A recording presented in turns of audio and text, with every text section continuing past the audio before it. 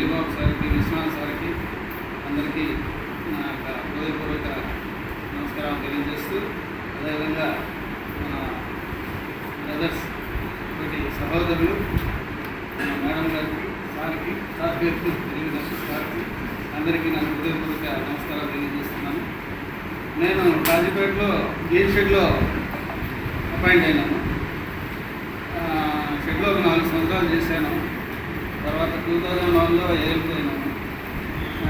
ALP అక్కడ 4 years చేశాను. 4 years చేసి మ్యూచువల్ పైన ట్రైనింగ్ ఉండొచ్చు. ఇక్కడ ఎల్పీగా ఒక 11 years చేశాను గూడ్స్. 2 yearsగా ప్యాసింజర్గా ఉన్నాను. సర్వీస్లో మెయిన్గా మనము డ్యూటీలో నిబద్ధతతో పనిచేయాలి. ఒక డిసిప్లైన్ మేనర్లో మనం డ్యూటీని మనం ఒక ధ్యేయంతో పనిచేయాలి.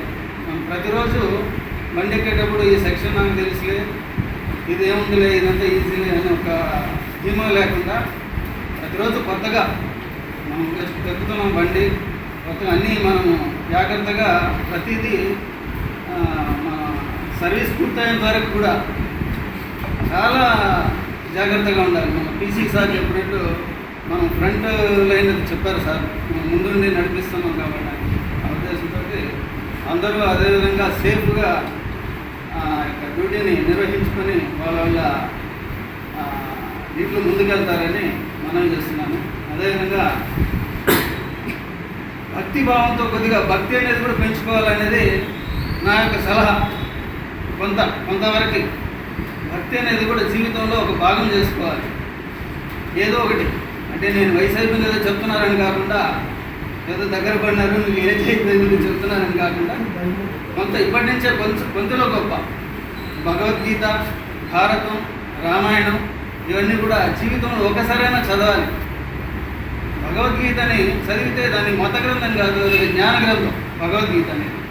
కాబట్టి దాన్ని కూడా మనం స్టడీ చేయాలి, తెలుసుకోవడానికి ప్రయత్నం చేయాలి. భగవద్గీత కించితీత గంగాజలలో కణికాపీత సకృతపియేని మురారి సమచ్చ క్రియతే తస్య యమేన చర్చ అంటారు ఎవరు శంకర భగవత్పాద గారు. ఏం చెప్తారంటే భగవద్గీతను కొంచెం అధ్యయనం చేసిన, కొద్దిగా మనం దాన్ని చేసిన, గంగాజలాన్ని కొద్దిగా మనము తాగలిగినా, అదేవిధంగా భగవంతుని అర్చన చేసిన మనకు యముడితో పని లేదు అంటే మనకు మరణం లేదని కాదు.